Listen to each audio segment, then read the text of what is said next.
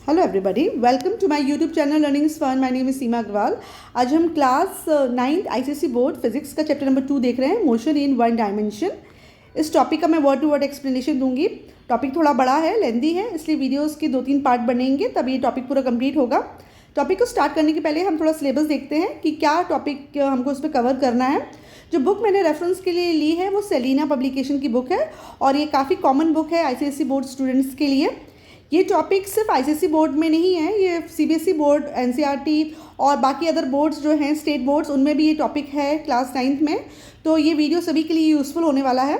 Difference बस ये है कि आईसीएसई बोर्ड में इस टॉपिक को थोड़ा डिटेल में एक्सप्लेन किया गया है, जबकि सीबीएसई बोर्ड में इस टॉपिक को थोड़ा सा शॉर्ट कर के बताया गया है, लेकिन कंटेंट वही है। तो भले ही आप सीबीएसई के हैं, आईसीएसई के हैं या किसी और बोर्ड के हैं, अगर ये टॉपिक है आपके क्लास में तो आप ये वीडियो आपके लिए एकदम सूटेबल है। ठीक है, तो इस टॉपिक को स्टार्ट करने के पहले हम इसमें देखते हैं कि क्या क्या कवर करना है हमको सिलेबस में। स्केलर और वेक्टर क्वांटिटीज़ क्या होती है, इसको हम जानेंगे। डिस्टेंस, स्पीड, वेलोसिटी, एक्सेलरेशन, इनकी डेफिनेशन क्या होती है, इनके बीच में डिफरेंस क्या होता है, इनकी यूनिट्स क्या होती हैं। फिर हम कुछ ग्राफ्स भी देखेंगे, डिस्टेंस टाइम ग्राफ देखेंगे और स्पीड टाइम ग्राफ देखेंगे, और इक्वेशंस देखेंगे of uniformly accelerated motions with derivation. ठीक है, हमें डेरिवेशन भी देखना है कि किस तरीके से वो इक्वेशन डिराइव होती है। स्कोप क्या है इसका, examples of scalar and vector quantities only, rest and motion in one dimension, distance and displacement, speed and velocity, acceleration and retardation, distance time and velocity time graph, meaning of slope of the graphs and non uniform acceleration जो है उसको हटा दिया गया। ठीक है ना, तो इस वाले इसमें हमको ये सारी चीज़ें कवर करनी है कि स्केलर वेक्टर क्वांटिटीज़ क्या है, रेस्ट और मोशन में क्या डिफरेंस है, वन डायमेंशन मोशन क्या होता है, फिर डिस्टेंस और डिस्प्लेसमेंट में क्या अंतर होता है, स्पीड और वेलोसिटी में क्या डिफरेंस होता है, एक्सेलरेशन और रिटार्डेशन में क्या डिफरेंस है, फिर डिस्टेंस टाइम ग्राफ कैसे बनाते हैं, उसकी प्लॉटिंग कैसे करते हैं, उसको कैसे समझते हैं। उसी तरीके से वेलोसिटी टाइम ग्राफ को किस तरह से ड्रॉ किया जाता है, एक्स एक्सिस पे क्या लोगे, वाई एक्सिस पे क्या लोगे, और इसके स्लोप से क्या निकलता है और स्लोप का मतलब क्या होता है। ठीक है, आपको नॉन यूनिफॉर्म एक्सेलरेशन नहीं करना है, ये हमारे सिलेबस का हिस्सा नहीं है। जो इक्वेशन आपको ड्राइव करनी सीखनी है वो v=u+at, ये वाली सीखनी है। फिर s=ut + ½ at², ये वाली equation. Then s=½ u+v(r), third equation. ये फोर्थ है v² u² + 2as। जो इक्वेशन ये वाली है ये अपने सिलेबस में इंक्लूडेड नहीं है, और इन ही इक्वेशन पे बेस सिंपल न्यूमेरिकल प्रॉब्लम्स आएंगे। तो जब आप इन इक्वेशंस को आप याद रखना, क्योंकि यही फार्मूला को यूज़ करके, इन्हीं इक्वेशंस को यूज़ करके आप न्यूमेरिकल सॉल्व करोगे तो उसका डेरिवेटिव भी इजी है, डेरिवेशन भी इसका इजी है, और फिर इनको फार्मूले में पुट अप करके न्यूमेरिकल सॉल्व भी हमको करना है। ठीक है, तो चलिए टॉपिक स्टार्ट करते हैं। टॉपिक का पार्ट 1 हम स्टार्ट करते हैं। Some terms related to motion, है ना। मोशन इन वन डायमेंशन समझने के पहले तो जो टर्म्स इस टॉपिक में आएंगे, पहले उन टर्म्स को समझना ज़रूरी है ताकि आपको कन्फ्यूज़न ना हो कि किस टर्म का मतलब क्या होता है। सबसे पहले है scalar and vector quantities. Scalar quantities क्या होती हैं और वेक्टर क्वांटिटीज़ क्या होती हैं।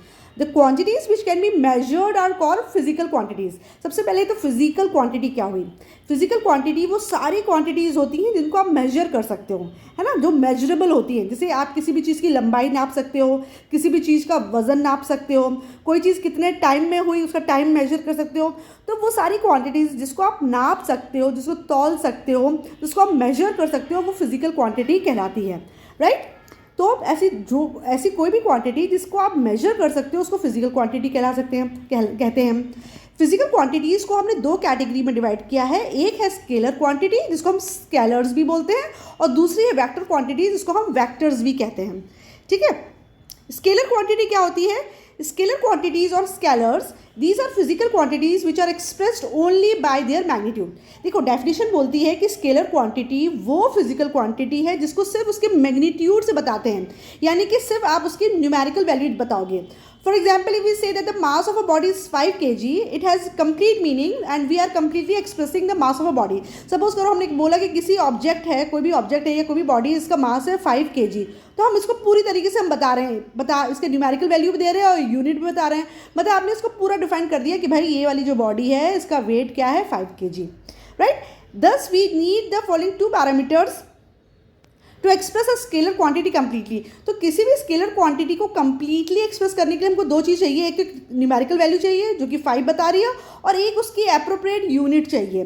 तो स्केलर क्वांटिटी को एक्सप्रेस करने के लिए हमें सिर्फ दो रिक्वायरमेंट होती है। एक तो यूनिट हमें पता होना चाहिए जिसमें आपने उस क्वांटिटी को मेजर किया है, unit in which the quantity is being measured, और सेकेंड उसकी न्यूमेरिकल वैल्यू क्या है, उस मेजर्ड क्वांटिटी की न्यूमेरिकल वैल्यू क्या है ना। तो न्यूमेरिकल वैल्यू में जो नंबर आपने लिखा है वो न्यूमेरिकल वैल्यू कहलाती है, और इसके पीछे आपने जो यूनिट लगाई है 5 मीटर लगाई है, या 5 kg आप बोल रहे हो, या 5 सेकेंड बोल रहे हो, तो आपने न्यूमेरिकल वैल्यू और उसकी यूनिट लिख दी ना, इसका मतलब आपने स्केलर क्वांटिटी को डिफाइन कर दिया।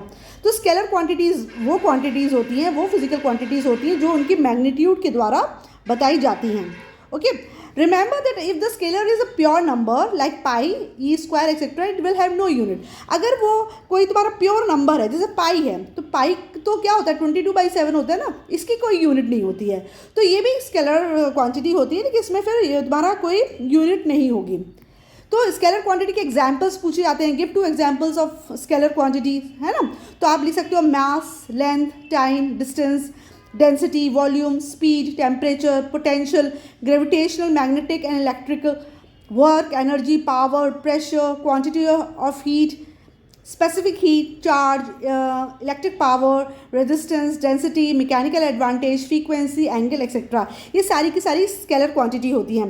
तो स्केलर क्वांटिटी वो क्वांटिटीज़ होती हैं जिसमें न्यूमेरिकल वैल्यू होती है, यानी कि मैग्नीट्यूड होता है, और उसकी यूनिट भी होती है। देखो फिजिक्स में किसी भी क्वांटिटी को अगर आप सिर्फ नंबर से एक्सप्रेस कर रहे हो, आपने सिर्फ 5 लिख दिया है ना, तो ऐसी चीज़ की कोई वैल्यू नहीं होती है।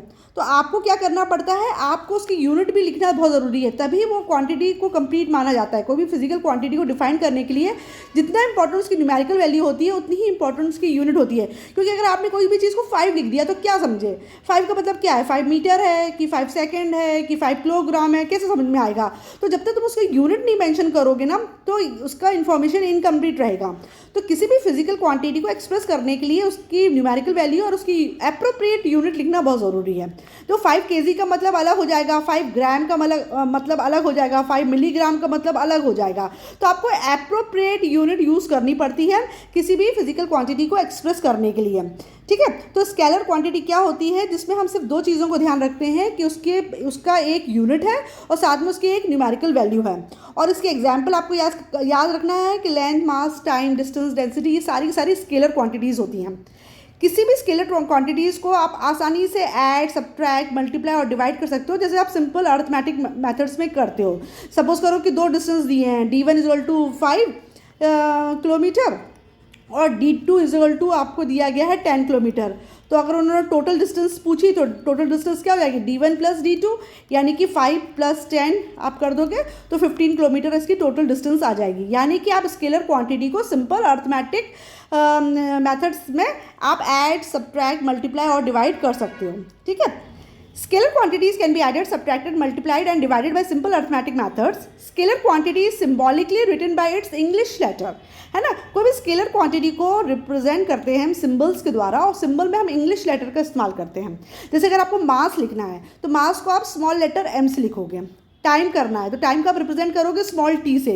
स्पीड है तो स्पीड को s से नहीं करते हैं, स्मॉल v से करते हैं। देखो अब 9th 10th में आपको ध्यान देना पड़ेगा कि जो स्टैंडर्ड सिंबल्स हैं आपको वही यूज़ करना है, आपको अपने मन से सिंबल्स नहीं बनाने हैं। तो फिज़िक्स में मास को रिप्रेजेंट किया जाता है स्मॉल m से, टाइम को रिप्रेजेंट किया जाता है स्मॉल t से, और स्पीड को रिप्रेजेंट v से करते हैं, स्मॉल v से, s से नहीं करते हैं। तो अगर आप स्टैंडर्ड सिंबल का इस्तेमाल करोगे तो टीचर को समझने में भी आसानी होगी और आपको भी कन्फ्यूजन नहीं होगा। तो 9th से अगर आप इस चीज़ की प्रैक्टिस करना शुरू कर दोगे तो 10th में ऑटोमेटिकली आपके हाथ सेट हो जाएंगे और आप स्टैंडर्ड सिंबल्स का ही इस्तेमाल करोगे। तो इस चीज़ को ध्यान रखना है। 9th 10th में साइंस में आप जो भी डेफिनेशंस को पढ़ रहे हो उन डेफिनेशन को आपको एज इट इज़ कोड करना है, उसको ओन लैंग्वेज में नहीं लिखना है। क्योंकि जब हम कोई भी डेफिनेशन को अपनी ओन लैंग्वेज में लिखते हैं तो कभी कभी ऐसा हो जाता है अनजाने में हम कोई इंपॉर्टेंट वर्ड मिस कर देते हैं, जिसकी वजह से वो डेफिनेशन इनकम्प्लीट हो जाती है। तो ऐसी गलती ना हो और हमारे मार्क्स डिडक्ट ना हो, इसके लिए कोशिश करो कि जब डेफिनेशन पूछा जाए, कोई भी चीज़ को डिफाइन करने के लिए बोला जाए, तो आप डेफिनेशन को एज इट इज़ कोड करो जैसे आपकी बुक में लिखा है, ना कि ओन लैंग्वेज में। एक्सप्लेनेशन पूछा है तो उसको आप ओन लैंग्वेज में एक्सप्लेन कर सकते हैं, ठीक है। तो आपको दो चीज़ का ध्यान रखना है कि स्टैंडर्ड सिंबल्स ही इस्तेमाल करने हैं, कौन सी चीज़ आप कैपिटल लेटर से डिनोट करते हो, कौन से स्मॉल लेटर से डिनोट करते हो, किस में सिंगल लेटर लेते हैं, किस में डबल लेते हैं। तो ये सब चीज़ों का आपको अब ध्यान देना शुरू करना पड़ेगा, क्योंकि ये आपको 10th के लिए प्रिपेयर करेगा, ठीक है। तो दो क्वांटिटीज़ होती हैं, एक स्केलर क्वांटिटी होती है और वेक्टर क्वांटिटी होती है। स्केलर क्वांटिटी वो होती है जिसमें सिर्फ न्यूमेरिकल वैल्यू होती है और यूनिट होती है, जबकि वेक्टर क्वांटिटी जिसको हम वेक्टर्स कहते हैं उसमें आपकी न्यूमेरिकल वैल्यू और यूनिट तो होती है, साथ साथ में उसमें डायरेक्शन भी दिया जाता है। जैसे सपोज करो कि आपने बोला कि मैं 5 मीटर चला, तो ये तो आपने डिस्टेंस बता दिया है ना। अगर आपने सिर्फ लिखा है कि 5 मीटर में चला या 5 किलोमीटर में चला, है ना, तो आखिर आपने सिर्फ न्यूमेरिकल वैल्यू दी है या यूनिट दी है, तो ये स्केलर क्वांटिटी हुई। लेकिन अगर आपने बोला कि मैं 5 किलोमीटर टूवर्ड्स ईस्ट चला, ठीक है ना, आपने साथ साथ उसका डायरेक्शन भी दे दिया है कि 5 किलोमीटर में ईस्ट की तरफ चला, तो जब आप मैग्नीट्यूड और यूनिट के साथ साथ डायरेक्शन भी दे देते हो, तो फिर ऐसी जो फिजिकल क्वांटिटी होती है वो वेक्टर क्वांटिटी या वेक्टर्स कहलाते हैं। तो स्केलर क्वांटिटी और वेक्टर क्वांटिटी में क्या डिफरेंस होता है? स्केलर क्वांटिटी को रिप्रेजेंट करने के लिए सिर्फ दो चीज़ चाहिए होती है, एक तो मैग्नीट्यूड यानी कि उसकी न्यूमेरिकल वैल्यू और यूनिट, जबकि वेक्टर क्वांटिटी को रिप्रेजेंट करने के लिए आपको मैग्नीट्यूड चाहिए, यूनिट चाहिए और साथ में आपको उसका डायरेक्शन भी बताना होगा कि कौन सी चीज़ किस डायरेक्शन में है, राइट। तो ये डिफरेंस होता है वेक्टर में और स्केलर में, ठीक है। वेक्टर क्वांटिटीज और vectors, these physical quantities require the magnitude as well as the direction to express them, then only their meaning is complete। तो किसी भी वेक्टर क्वांटिटी को कम्प्लीटली एक्सप्रेस करने के लिए उसके मैग्नीट्यूड यूनिट लिखने के साथ साथ हमको उसका डायरेक्शन भी लिखना पड़ता है। For example, if we say that displace a particle from a point by 5 metre, the first question that will arise will be in which direction. Suppose करो आपसे बोला जाए कि इस पॉइंट को 5 मीटर डिस्प्लेस कर दो, कोई भी पॉइंट है आपका, इसको आप 5 मीटर डिस्प्लेस कर दो। 5 मीटर तो हम इस तरफ भी डिस्प्लेस कर सकते हैं, 5 मीटर हम यहाँ पे भी डिस्प्लेस कर सकते हैं, ऊपर की तरफ भी कर सकते हैं और नीचे की तरफ भी कर सकते हैं। तो ये जो आपसे बोला गया कि 5 मीटर डिस्प्लेस कर दो, तो फिर क्या हो जाएगा, ये आपकी विल पर आपको छोड़ दिया गया कि किस तरफ करना है, इस तरफ, इस तरफ, इस तरफ, इस तरफ, किस तरफ करना है। डायरेक्शन नहीं मेंशन किया। लेकिन अगर उन्होंने क्लियरली बोल दिया कि भाई इस पॉइंट को 5 मिलीमीटर टूवर्ड्स नॉर्थ डिस्प्लेस करो, तो आप ऑटोमेटिकली उसको नॉर्थ की तरफ डिस्प्लेस कर दोगे। अगर बोला ईस्ट की तरफ करो तो आप ईस्ट की तरफ कर दोगे, साउथ की तरफ करो तो साउथ की तरफ, वेस्ट की तरफ तो वेस्ट की तरफ, ठीक है। तो अगर आपको डायरेक्शन अगर दे दिया गया तो आपके पास कंप्लीट इन्फॉर्मेशन हो जाएगी। तो obviously by saying that the displacement is 5 metre, its meaning is incomplete. But if we say that displace a particle from that point by 5 meter towards east or in any other direction, it has a complete meaning। तो अगर हम किसी भी चीज़ को उसके magnitude के साथ साथ उसका डायरेक्शन भी बता देते हैं, तब उसकी मीनिंग कंप्लीट हो जाती है। तो thus we require the following 3 parameters to express a vector quantity. इसलिए वेक्टर क्वांटिटी को एक्सप्रेस करने के लिए हमको 3 चीज़ चाहिए, न्यूमेरिकल वैल्यू चाहिए, उसकी यूनिट चाहिए और डायरेक्शन चाहिए। जबकि स्केलर क्वांटिटी में सिर्फ ये 2 चीज़ से काम चल जाता है, न्यूमेरिकल वैल्यू और यूनिट लिख दिया, स्केलर क्वांटिटी का काम चल गया। लेकिन वेक्टर क्वांटिटी के लिए आपको इन दोनों के अलावा आपको डायरेक्शन भी बताना पड़ेगा। अब ऐसी कौन सी फिजिकल क्वांटिटीज़ होती हैं जो वेक्टर क्वांटिटी कहलाती हैं? यहाँ पे भी अगेन आपको एग्जाम्पल याद रखना पड़ेगा। Displacement, velocity, acceleration, momentum, force, moment of force और जिसको हम टॉर्क भी बोलते हैं, impulse, weight, temperature gradient, electric field, magnetic field, dipole movement, ये सब आपकी क्या है, वेक्टर क्वांटिटीज़ हैं। जब भी हम इनकी वैल्यू लिखते हैं तो हम इनकी numerical value, unit with direction लिखते हैं, तब ये फिजिकल क्वांटिटीज़ फुली एक्सप्रेस्ड होती हैं। Alright, understand what is the difference between scalar quantity and vector quantity? The numerical value of vector quantity along with its unit give us the magnitude of that quantity। अगर आपने कोई भी vector quantity की numerical value लिखी और उसकी unit लिखी, यानी कि आपको उसका मैग्नीट्यूड पता चल गया, है ना। तो मैग्नीट्यूड आपको 2 चीज़ से पता चल जाता है। किसी भी फिजिकल क्वांटिटी का मैग्नीट्यूड जो होता है वो 2 चीज़ से पता चल जाता है। तो कौन सी 2 चीज़ होती हैं? आपने उसकी न्यूमेरिकल वैल्यू लिखी और साथ में आपने उसकी यूनिट लिख दी, तो उसका मैग्नीट्यूड पता चल गया। लेकिन अगर आपने उसका डायरेक्शन भी लिख दिया तो वो क्या हो जाएगी, vector. The numerical value of a vector quantity along with its unit gives us the magnitude of that quantity, it is always positive. तो ये न्यूमेरिकल वैल्यू जो है हमेशा पॉजिटिव होती है। Thus negative sign with a vector quantity implies the reverse direction. Example, the force F with arrow like this and minus F with arrow like this in opposite direction. अच्छा, क्या होता है जब वेक्टर क्वांटिटी में कोई भी चीज़ आपकी लिखी है, सपोज करो 5 न्यूटन लिखा है पॉजिटिव और 5 न्यूटन लिखा है नेगेटिव, इसका मतलब ये नहीं होता कि वैल्यू जो है वो आपकी नेगेटिव में है। इसका मतलब क्या होता है, ये दोनों जो फोर्स लग रहे हैं वो अपोजिट डायरेक्शन लग रहा है। ये वाला फोर्स 5 न्यूटन का इस तरफ लग रहा है और ये वाला फोर्स 5 न्यूटन का अपोजिट डायरेक्शन लग रहा है। तो अपोजिट डायरेक्शन को रिप्रेजेंट करने के लिए हम प्लस या माइनस लगाते हैं, ठीक है, क्योंकि इस क्वांटिटी की वैल्यू तो हमेशा पॉजिटिव होती है, लेकिन डायरेक्शन अगर वो अपोजिट डायरेक्शन में कोई चीज़ हो रही है तो अपोजिट डायरेक्शन को हम प्लस और माइनस से बताते हैं। तो याद रखो, जो वेक्टर क्वांटिटी के साथ अगर प्लस या माइनस लिखा है इसका मतलब वो अपोजिट डायरेक्शन रिप्रेजेंट कर रहा है।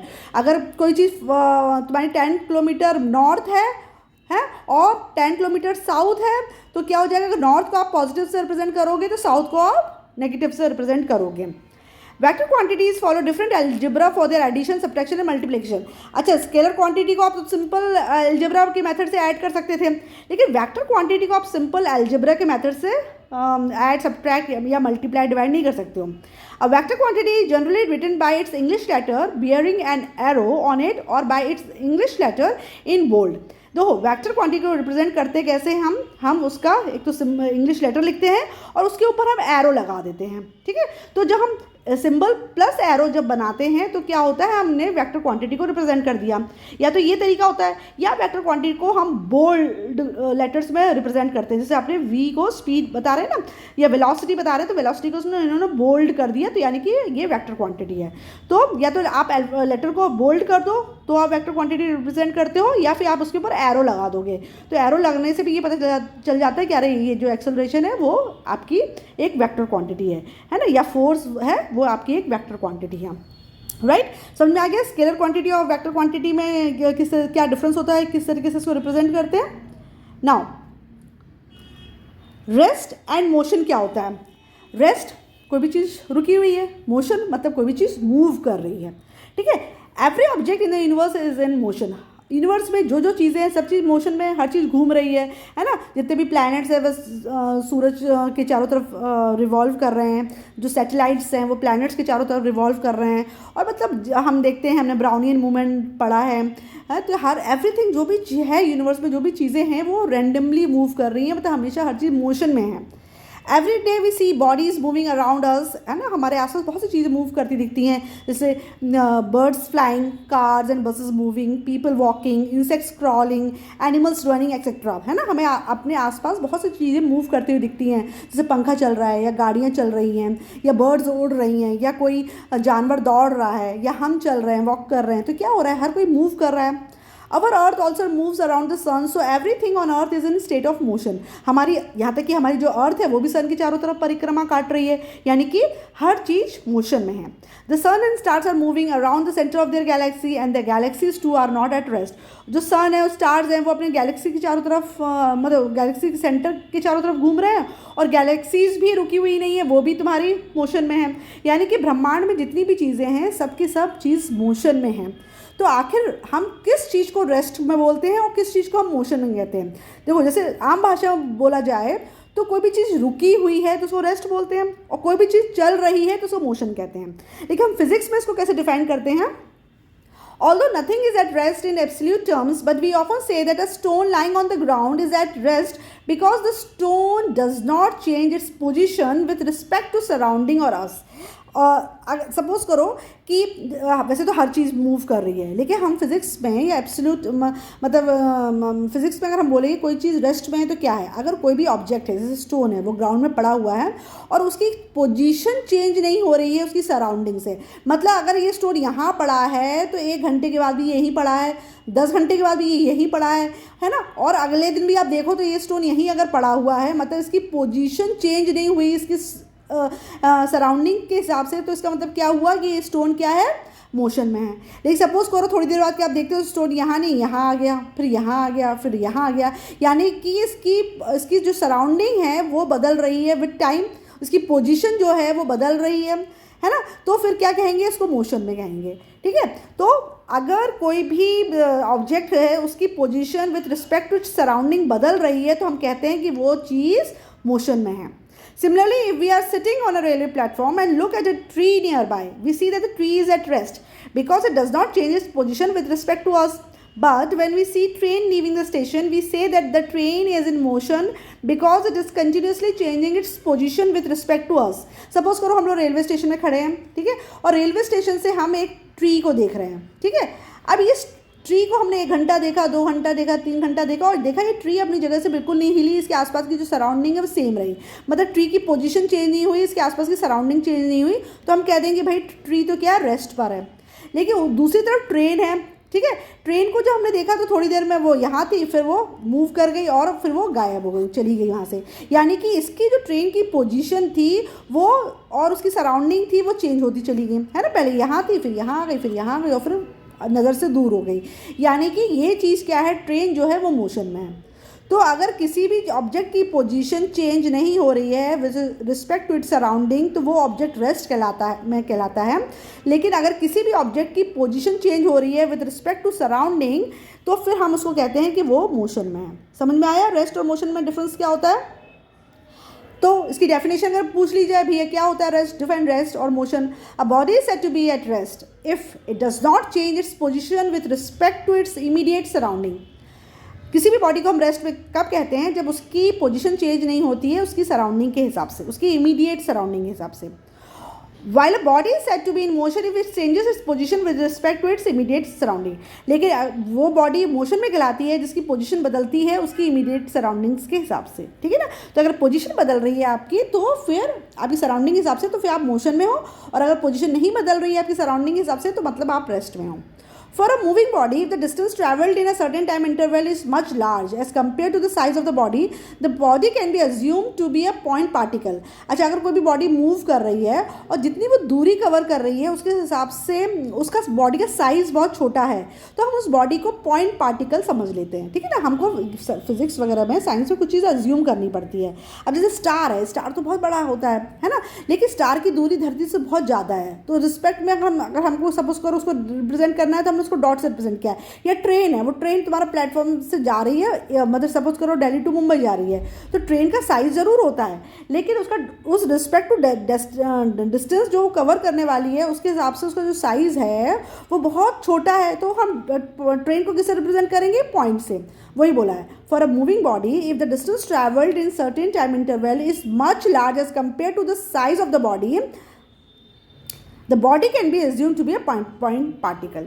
In this chapter we shall study the description of motion of a body assuming it to be a point particle. तो इस वाले जब हम टॉपिक में मोशन पढ़ेंगे बॉडी का, तो हर बॉडी को पॉइंट पार्टिकल मान के चलेंगे, मतलब उस बॉडी की खुद का जो साइज़ है उसको कंसिडर नहीं करेंगे, उसको हम पॉइंट मान के चलेंगे, ठीक है.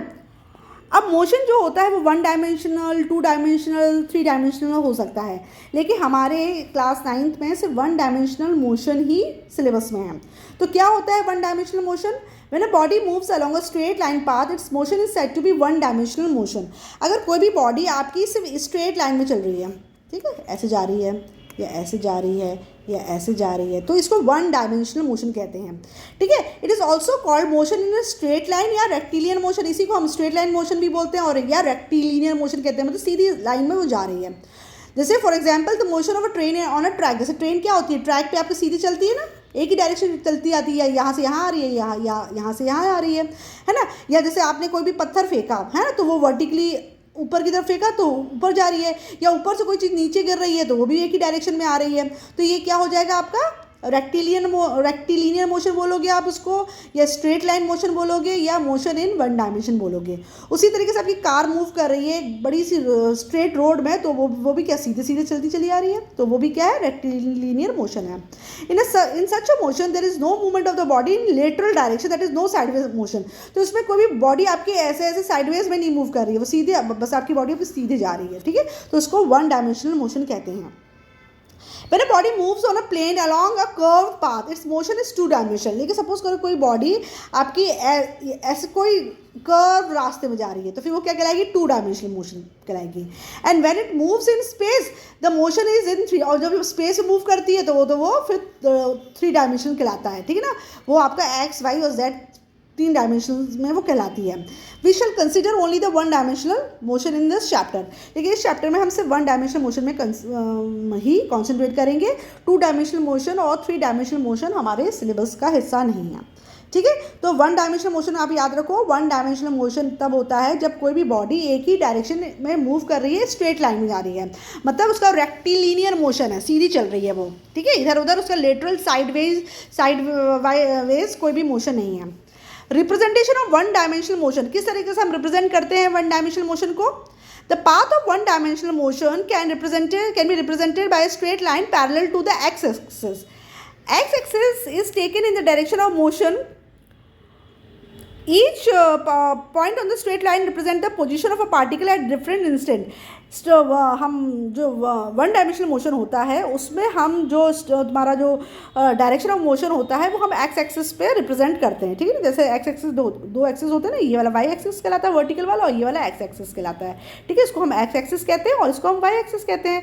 तो 1 डायमेंशनल मोशन जब होता है तो मोशन को हम किससे रिप्रेजेंट करते हैं? एक्स एक्सिस में। बस सिर्फ ये वाली एक्सिस बनाते हैं, ये वाली नहीं बनाते, क्योंकि वो एक ही स्ट्रेट लाइन में चीज़ चल रही है, ठीक है। x-axis is taken in the direction of motion. Each point on the straight line represent the position of the, इसका हर एक पॉइंट पोजीशन बता रहा है, अब किस पोजीशन पे, अब किस पोजीशन पे, अब किस पोजीशन में, मतलब इस स्ट्रेट लाइन में घूम रही है, right. Now, the position of a particle at an instant t is expressed by specifying the x coordinate at that instant. As the particle moves, its x coordinate change with the time. ठीक है। तो हम क्या करते हैं कि इसकी जिस पार्टिकल की पोजीशन किसी भी इंस्टेंट मतलब किसी भी टाइम टी पे हम एक्सप्रेस करते हैं उसके एक्स कोऑर्डिनेट्स पर, कि सपोज करो 1 सेकंड पे उसकी पोजीशन क्या आती है, फिर 2 सेकंड पे क्या आती है, फिर 3 सेकंड पे क्या आती है, ठीक है। जैसे आप इस एग्जाम्पल से समझो, the position of a payable measure from its starting point falling freely and vertically downwards at different instant at a given time. Suppose करो एक स्टोन आपने ऐसे पकड़ा, उसको ऊपर से ऐसे छोड़ दिया, ठीक है, तो ऐसे नीचे गया। इस मोशन को हम क्या करेंगे? हम एक्स कोऑर्डिनेट में रिप्रेजेंट करेंगे। सपोज करो अभी टाइम 0 है, तो ये पार्टिकल आपके पास ऊपर रुका हुआ है, यहाँ पर इस पोजीशन पर है, ठीक है। फिर 1 सेकंड के बाद पार्टिकल आपका 5 मीटर नीचे आ गया, यानी कि यहाँ से पार्टिकल यहाँ मूव हो गया, राइट। फिर तुम्हारा 2 सेकंड हुए, अगले सेकंड तुम्हारा पार्टिकल और तेज़ी से नीचे आया, यानी 20 मीटर उसे कवर कर लिया। फिर नेक्स्ट 3rd सेकंड में वो पार्टिकल ने 45 मीटर कवर कर लिया। फिर नेक्स्ट 4 सेकंड में उसने कितना कवर कर लिया डिस्टेंस? 80 सेंटीमीटर। यानी कि टाइम के साथ साथ उसकी पोजीशन बदल रही है ना, और एक ही डायरेक्शन में बदल रही है, ठीक है। 0 में पहले यहाँ था, फिर 5 सेकंड में यहाँ आ गया, 1 सेकंड के बाद 5 मीटर कवर कर लिया, फिर उसे 20 कर लिया, फिर उसे 45 कर लिया, फिर उसने 80 कवर कर लिया, राइट। तो इसको क्या कहेंगे? Motion in 1 direction. तो इसको इस तरीके से रिप्रेजेंट करते हैं। देख रहे हो आप डायग्राम में कि जब तुम्हारा डिस्टेंस 0 था, टाइम भी 0 था और डिस्टेंस भी 0 था। फिर जब टाइम तुम्हारा 1 सेकंड हुआ तो पार्टिकल 5 मीटर की दूरी तय कर गया। फिर जब टाइम 2 सेकेंड्स हुआ तो पार्टिकल ने 20 मीटर की दूरी तय कर ली। फिर अगले सेकंड में 3rd सेकंड में उसने 45 मीटर का डिस्टेंस कवर कर लिया, और फिर लास्ट के 4th सेकंड हुआ तो वो उसने 80 मीटर कवर कर लिया। तो इस तरीके से इसको एक्स एक्सिस में ही हम रिप्रेजेंट करते हैं, ऑलराइट। तो इसे समझ में आ गया किस तरीके से हमको 1 डायमेंशनल मोशन को रिप्रेजेंट करना है। आपको याद रखना है 1 डायमेंशनल मोशन को हमको एक्स कोऑर्डिनेट या एक्स एक्सिस पे ही रिप्रेजेंट करते हैं। अब है डिस्टेंस एंड डिस्प्लेसमेंट, ठीक है ना। मैंने बताया कि कुछ टर्म्स हमको समझने पड़ेंगे, ये टर्म्स क्या होते हैं, उनका डिफरेंस क्या होता है, डिस्टेंस और डिस्प्लेसमेंट में क्या अंतर होता है। पहली बात तो क्या होती है, एक स्केलर क्वांटिटी है और एक वेक्टर क्वांटिटी है।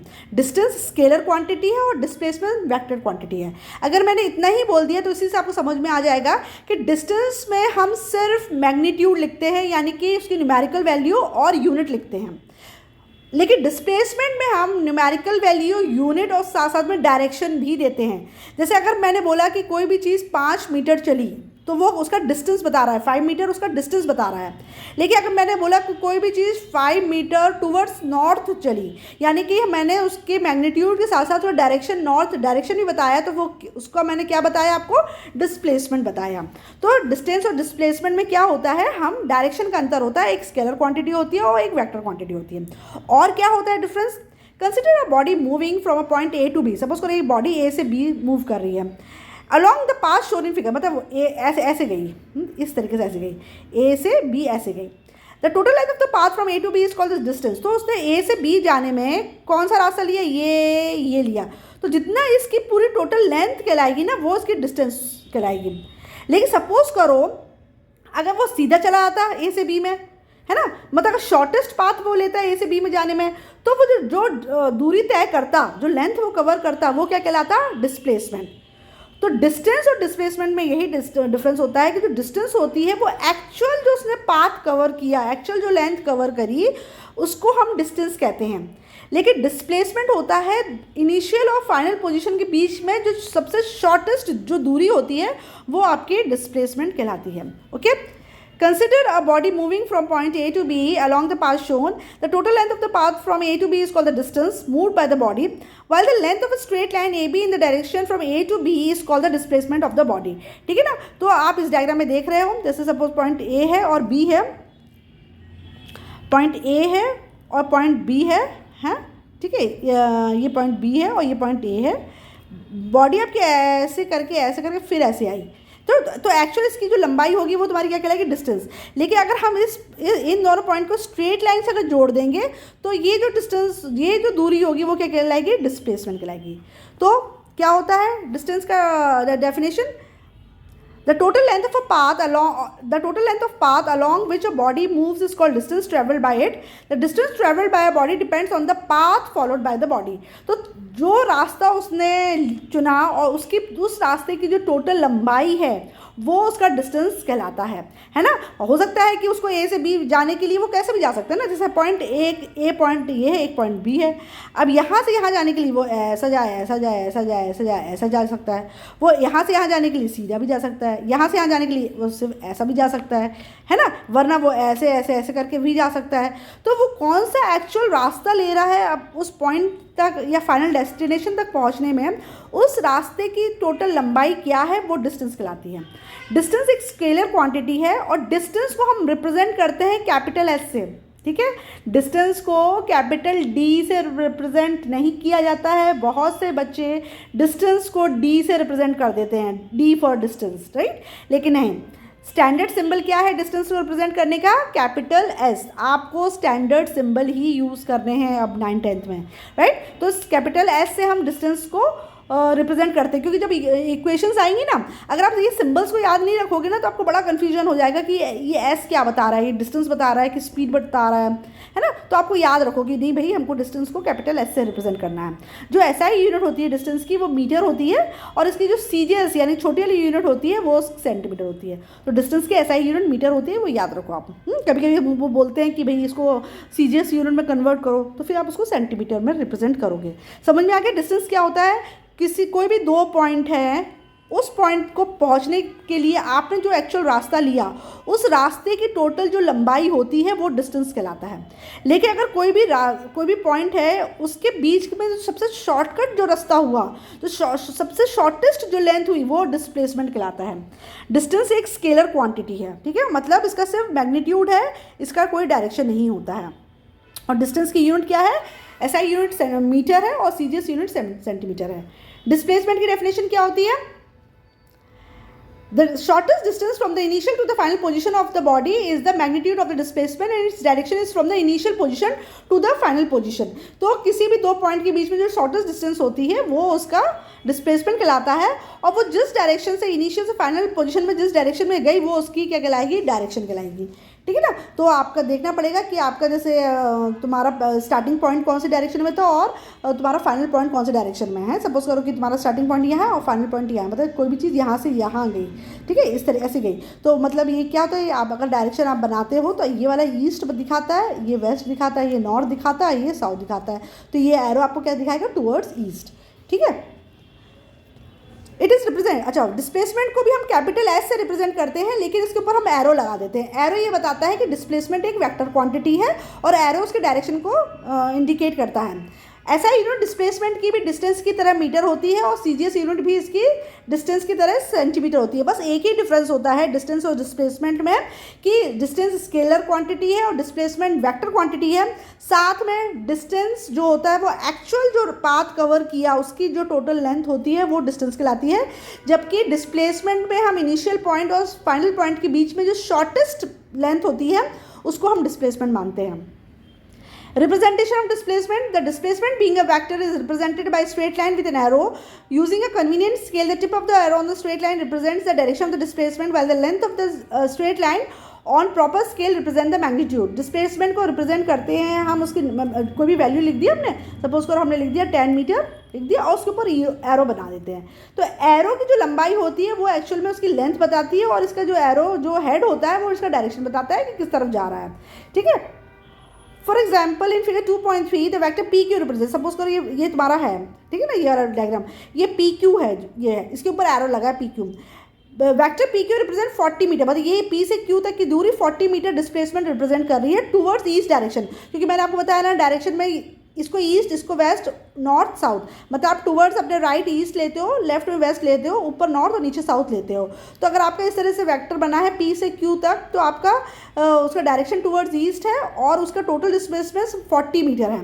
लेकिन ये जो आपकी इसकी लेंथ देख रहे हो एरो की, वो तो सिर्फ 4 सेंटीमीटर के बराबर ही है। इसका मतलब क्या हो रहा है कि हर एक सेंटीमीटर 10 मीटर को रिप्रेजेंट कर रहा है, राइट। तो यहाँ से जब यहाँ तक आया तो ये 10 मीटर कवर कर लिया, फिर यहाँ से यहाँ तक आया दूसरे सेंटीमीटर में तो 20 मीटर कर लिया, फिर 30 मीटर कर लिया और फिर फाइनली क्यूब तक आने में उससे 40 मीटर कर लिया। ठीक है, तो इस तरीके से हम इसको स्केल यूज़ करते हैं इसको रिप्रेजेंट करने के लिए।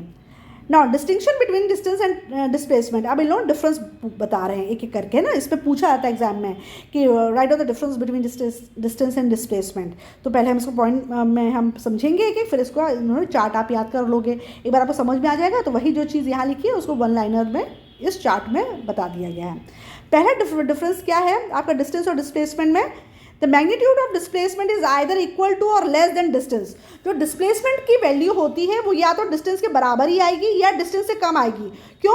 क्योंकि डिस्प्लेसमेंट जो होता है ना वो शॉर्टेस्ट डिस्टेंस होती है ना। सपोज करो 2 पॉइंट ए और बी है, जो व्यक्ति है वो सीधे ही गया, मतलब उसने यही सीधा रास्ता ही लिया, इस केस में उसकी डिस्टेंस और डिस्प्लेसमेंट दोनों ही सेम हो जाएंगे, राइट।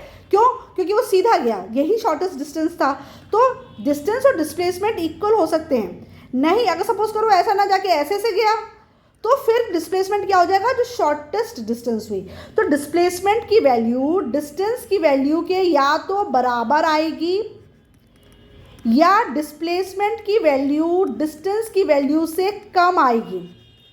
लेकिन कभी भी डिस्प्लेसमेंट की वैल्यू डिस्टेंस की वैल्यू से कम, में इस तरह से दिखाना है, कभी भी डिस्प्लेसमेंट की वैल्यू डिस्टेंस की वैल्यू से ज़्यादा नहीं आएगी। ठीक है, डिस्प्लेसमेंट कभी भी डिस्टेंस से ज़्यादा ग्रेटर नहीं हो सकता है, इक्वल या लेस तो हो सकता है। The magnitude of a displacement is either equal to और less than distance. If a motion is along a fixed direction the magnitude of displacement is equal to that of distance, but if the motion is along a curve or any zigzag path the magnitude of displacement is always less than that of a distance. अगर कोई भी motion straight line में fix direction में हुआ तो distance और displacement की value same आ जाएगी। सपोज करो मोशन अगर आपका zigzag पाथ या कर्व पाथ में हो रहा है तो डिस्प्लेसमेंट की वैल्यू डिस्टेंस की वैल्यू से कम आएगी, right. The magnitude of displacement can never be greater than distance travelled by the body. वही मैं बता रही हूँ कि डिस्प्लेसमेंट की वैल्यू कभी भी डिस्टेंस से ज़्यादा नहीं निकलेगी। ठीक है, for example in figure 2.2 the body moves from point A to B along a curved path. The distance traveled by the body is equal to the length of the curved path AB, but the displacement of the body is along the straight line AB shown by the dotted arrow. Obviously the magnitude of displacement is less than the distance. जैसे वो ये वाले diagram में बोल रहे हैं कि कोई भी आपकी बॉडी आपका A से B में मूव करी है ना, पॉइंट A से B में मूव करी यहाँ से यहाँ तक, तो उसने ऐसे कर्व पाथ लिया तो उसका डिस्टेंस क्या हो जाएगा? इस कर्व पाथ की टोटल लेंथ। जबकि डिस्प्लेसमेंट क्या हो जाएगा? ए और बी पॉइंट के बीच की सबसे कम दूरी डिस्प्लेसमेंट कहलाएगी। ठीक है, तो वो यही बता रहे हैं इन फिगर 2.4। अब ये वाला फिगर में बता रहे हैं, अब boy travels 4 kilometre towards east. Figure 2.4 में कोई भी बॉय है वो 4 किलोमीटर ईस्ट की तरफ चला और फिर 3 किलोमीटर वो नॉर्थ की तरफ चला, तो उसका टोटल डिस्टेंस क्या हो जाएगा? 4 + 3 यानी कि 7 किलोमीटर, राइट। लेकिन उसका डिस्प्लेसमेंट क्या हो जाएगी? डिस्प्लेसमेंट में तो हम स्टार्टिंग पॉइंट देखेंगे और एंड पॉइंट देखेंगे, तो स्टार्टिंग और एंड पॉइंट को अगर हम स्ट्रेट लाइन से जोड़ेंगे तो उसकी वैल्यू तो पाइथागोरस थ्योरम से निकालोगे तो तुम 5 किलोमीटर आएगी। यानी कि डिस्प्लेसमेंट की वैल्यू टोटल डिस्टेंस की वैल्यू से कम आ रही है, क्योंकि टोटल डिस्टेंस 7 किलोमीटर आ रहा है जबकि डिस्प्लेसमेंट आपका 5 किलोमीटर ही आ रहा है। और इसमें आप डिस्प्लेसमेंट में 5 किलोमीटर के साथ साथ आप डायरेक्शन भी लिख दोगे टूवर्ड्स नॉर्थ, फ्रॉम ईस्ट, है ना, मतलब ड्यू नॉर्थ फ्रॉम ईस्ट, मतलब तुमने ईस्ट से नॉर्थ की तरफ तुम गए। Thus, the magnitude of displacement is represented by the length of the straight line between the final and the initial position. तो displacement की वैल्यू हम जो straight line की length है फाइनल पोजीशन और इनिशियल पोजीशन के बीच में जो स्ट्रेट लाइन ड्रॉ हुई है उसकी जो लेंथ है वो रिप्रेजेंट करती है डिस्प्लेसमेंट, है ना। ये फाइनल पोजीशन है, ये तुम्हारी इनिशियल पोजीशन है, तो इसको ज्वाइन करने वाली जो स्ट्रेट लाइन है, इस स्ट्रेट लाइन की जो लंबाई है वो डिस्प्लेसमेंट शो करती है। तो इस स्ट्रेट लाइन की लंबाई कितनी निकली? 5 किलोमीटर। अगर कोई भी ऑब्जेक्ट आपका ओ से ए 4 किलोमीटर गया, ईस्ट की तरफ 4 किलोमीटर गया, फिर नॉर्थ की तरफ 3 किलोमीटर गया, तो उसकी टोटल डिस्टेंस तो 4 + 3 7 निकलेगी। लेकिन इसकी जो ओ से तुम्हारी इनिशियल से फाइनल पोजीशन में जोड़ने वाली जो स्ट्रेट लाइन होगी उसकी लेंथ 5 किलोमीटर निकलेगी। और ये वैल्यू आपको पता है, पाइथागोरस थ्योरम से आप निकाल सकते हो। The distance is the length of the path traveled by the body, so it is always positive. But displacement is the shortest length in direction from initial position to the final position, so it can be positive or negative depend on its direction. देखो भाई, distance तो हमेशा positive होता है, क्योंकि भाई आप यहाँ से वहाँ चले तो आपने कुछ दूरी तो तय करी होगी। अगर आपकी पोजीशन चेंज हुई है और आपकी सराउंडिंग के हिसाब से, तो यानी आप कुछ दूरी तो आप चले हो, डिस्टेंस हमेशा पॉजिटिव होता है। लेकिन डिस्प्लेसमेंट तुम्हारा क्या होता है? पॉजिटिव और नेगेटिव दोनों हो सकता है, डिपेंड करता है कि तुम्हारा डायरेक्शन क्या है, राइट है, ठीक है। तो अगर आप जैसे ऐसे समझो, ये ऐसे गया 3 किलोमीटर, ऐसा गया और ऐसा गया, है ना, तो इसको 3 + 4 आपका वैल्यू आ गई +7 किलोमीटर, ठीक है। लेकिन अगर सपोज करो कोई चीज़ 3 किलोमीटर ऐसे जाती, ठीक है, और फिर वो 4 किलोमीटर नीचे आ जाती, यानी क्या हुआ? 3 गई, लेकिन नीचे में अपोजिट में आई, तो अपोजिट में आएगी तो माइनस साइन लग जाएगा, तो वैल्यू कितनी आ जाएगी? -1। तो डिस्प्लेसमेंट तुम्हारा पॉजिटिव और नेगेटिव दोनों हो सकता है। लेकिन अगर कोई भी चीज़ ऐसी गई और ऐसी गई, तब तो तुम्हारा डिस्प्लेसमेंट क्या हो जाएगा? तो 5, तो ये पॉजिटिव वैल्यू निकल आएगी। लेकिन अगर कोई भी चीज़ ऐसी गई और ऐसी गई, तो फिर तुम्हारा क्या हो जाएगा? डिस्प्लेसमेंट इस केस में नेगेटिव हो जाएगा, है ना। कोई भी चीज़ तुम्हारी 3 किलोमीटर ऊपर गई और फिर उसी रास्ते से 4 किलोमीटर नीचे आई, है ना, तो ये जो डिस्टेंस है, ये जो डिस्प्लेसमेंट एक्स्ट्रा हुआ, ये -1 का हो गया ना, तो यहाँ पे नेगेटिव हो जाता है डिस्प्लेसमेंट। तो डिस्प्लेसमेंट तुम्हारा पॉजिटिव और नेगेटिव दोनों हो सकता है, डिपेंड करता है कि उसका डायरेक्शन क्या है। अगर डायरेक्शन अपोजिट हो जाएगा तो डिस्प्लेसमेंट नेगेटिव भी हो सकता है, लेकिन डिस्टेंस की वैल्यू हमेशा पॉजिटिव ही होती है। थर्ड डिफरेंस क्या है डिस्टेंस और डिस्प्लेसमेंट में? The displacement can be 0 even if the distance is not 0।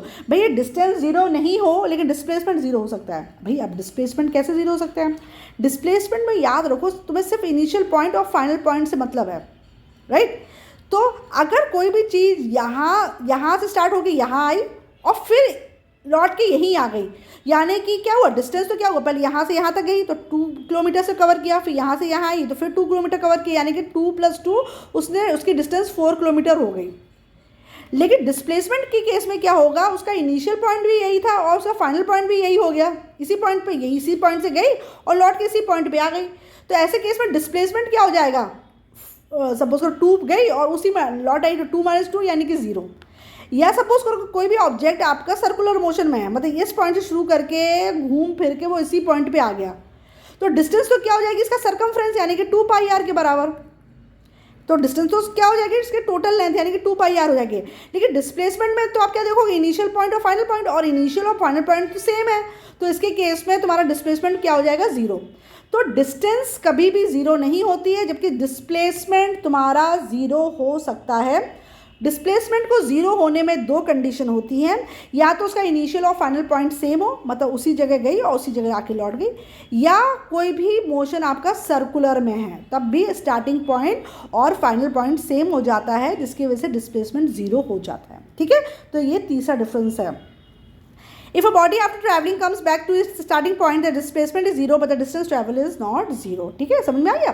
जैसे एग्जाम्पल उन्होंने दिया, when a body is thrown vertically upward from point A to the ground, from a point A on the ground, after some time it comes back to the same point A, then the displacement of the body is 0. Suppose करो आपने ground में खड़े हो एक point A पर, और आपने ऊपर की तरफ एक पत्थर फेंका और पत्थर लौट के आप ही के पास आ गया, यानी कि उसका इनिशियल पॉइंट और उसका फाइनल पॉइंट A ही रहा, यानी कि डिस्प्लेसमेंट क्या हो गया? 0। लेकिन डिस्टेंस क्या होगी? जब तुमने उसको पॉइंट ए से छोड़ा ऊपर, तो उसने कितनी दूरी तय कर ली, और फिर उतनी ही दूरी वो उससे लौट के आया, यानी कि इनिशियल से ऊपर तक जाने में h थी अगर उसकी हाइट, तो लौट के आने में भी उसकी हाइट h हुई, यानी कि उसने 2h की हाइट कर ली है। तुम्हारा ऑब्जेक्ट यहाँ था, तुमने उसको उछाला, यहाँ गया, फिर वो लौट के यहाँ आया, यानी यहाँ से यहाँ जाने में उसने h डिस्टेंस कवर करी, फिर लौट के आने में भी उसने h डिस्टेंस कवर करी, इसलिए यानी कि उसने टोटल डिस्टेंस कितनी कवर करी, h प्लस h यानी कि 2h। ठीक है ना, तो डिस्टेंस तो उसका 2h होएगा, लेकिन डिस्प्लेसमेंट में हम तो सिर्फ इनिशियल पॉइंट और फाइनल पॉइंट देखते हैं, और इनिशियल पॉइंट और फाइनल पॉइंट दोनों सेम है, तो एक h होगा एक माइनस h होगा, तो वैल्यू क्या आ जाएगी, 0 आ जाएगी। आया समझ में?